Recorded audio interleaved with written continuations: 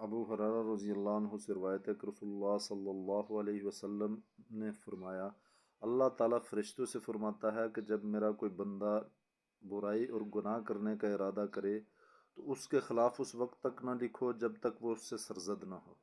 अगर वो उस बुराई का इर्तिकाब कर ले तो उससे एक गुनाह ही लिखो, और अगर उसने उसे मेरी खातिर छोड़ दिया तो उसे इसके लिए एक नेकी लिखो। और जब वो नेकी करने का इरादा करे लेकिन उसे कर ना सके तो उसके लिए एक नेकी लिख दो। फिर अगर वो नेकी कर ले तो वो इसके लिए 10 से 700 गुनों तक लिखो।